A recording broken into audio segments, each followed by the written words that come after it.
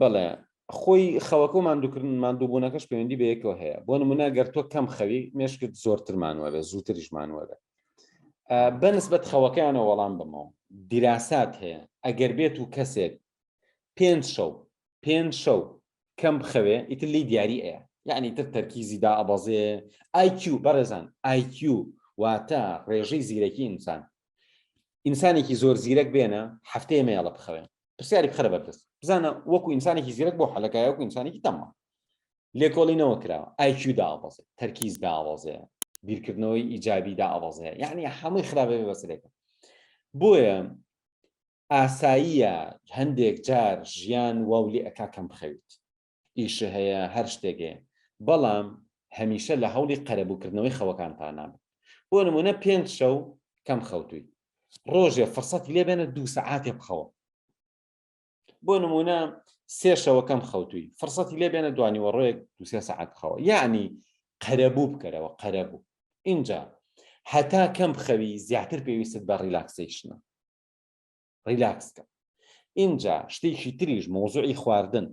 ئەو کەسەی کە قەرنابیت، برۆکۆلی، تەماتە، خەیار، سەوزەوات لە کاتی خۆیان میوە ئەم شتانە ئەخوا کەمتر پێویستی بەخەوە، هەتا ئەو کەسەی فاسۆلگا و برنج و گۆشت و چەوری و ئەوانە ئەخوا. واتە خواردن واو لێ ئەکا مێشکە ساڵ بێ و ئیسراحەت بیت. هەر خواردن واو لێ ئەکا مێشکە قورس بێت. تۆ بۆ نمونە بڕۆ 5-6 شت تێکەڵ کە بەسەرێکا لە مەعیدەتە ئیتر خەویە، کەواتە پێویستت بەخەوە، پێویست بە ئیسراحەتە، چکە ئەبێ مێشکی ئیسراحەتکە، جسمی ئیسراحەتکە هەتا وەکو مێشک یعازی باش بۆ گەدە بنێرێ.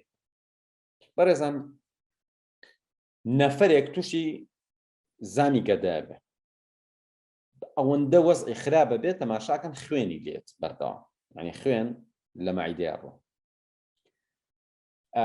ئاخر حەل پزیشکێکی نەشتەرگەری ئاخر حەلچی بۆ ئەکا پزیشکێک بەنجی ئەعسابی ئەکا بۆ ئەوەی پەیوەندی مێشکی لەگەڵ گەدەیە بوەستێنێ. ئەڵێت تەنها چارەسەرەوە بوو کە پەیوەندیەکە وەستا دوای ماوەیەک گەدەی بەرەو باشبوونەوە ڕۆشت. بۆ پەیوەندیەکی ڕاستەوخۆ هەیە بەردەوام لە بینی مێشک و گەدەمانە.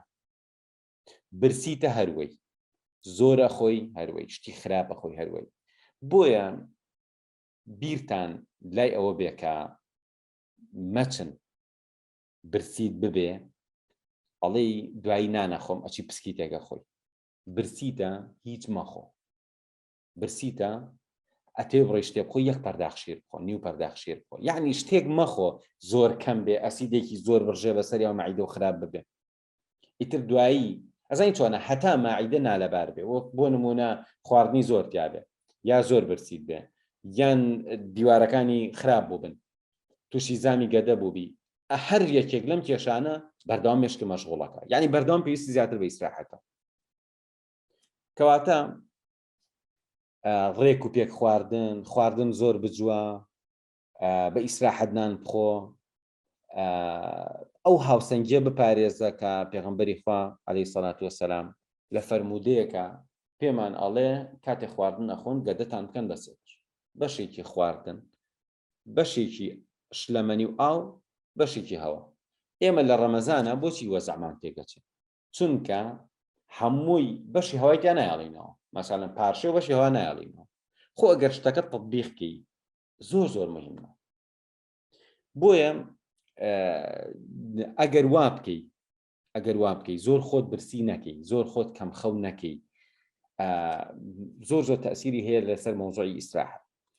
ئەمە مەوزوعی خەوەکەم باس کرد، واتە ئەبێ جارجار قەرەبووی بکەیتەوە. عیلمیەن ئەگەر هات و کەم خەو بووی ئەبێ قەرەبووی بکەیتەوە. خەو شتێک نییە بڵێ کێشانیان ڕایم لەگەڵیان. هاوکات ئەگەر کەم خەوتی ئەو ڕۆژەوە مەزانە دنیا کاول بۆ باشە، چونکە هەمیشە مێشک لە کاتێکی دیاریکراوە باش ئیشەکە. ئێستا من ئەگەر بێت و کەمیش بخەوم مێشکم گەشتەوە سەعات 10-11 شەو زۆر بە باشی ئیشەکە، 10-11-12 مێشکی من بە باشی ئیشەکە، ئیترەمە تایمەکی من. ڕۆژی وا هەیە بەیانیە بم تا ئەو کاتە هەر مرتاحم، مێشکم سافە.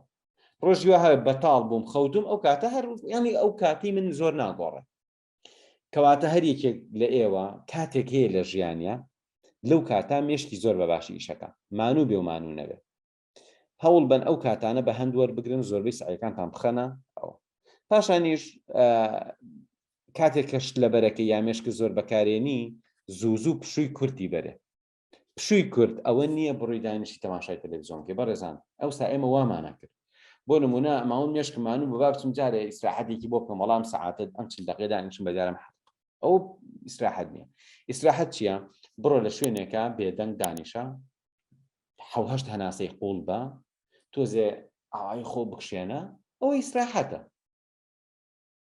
ئەجینا بە تەماوی بڕی لێی بخەوی ئاوای ئیسراحەتی ئەوە ئیسراحەت نییە ئەوە زەرەریە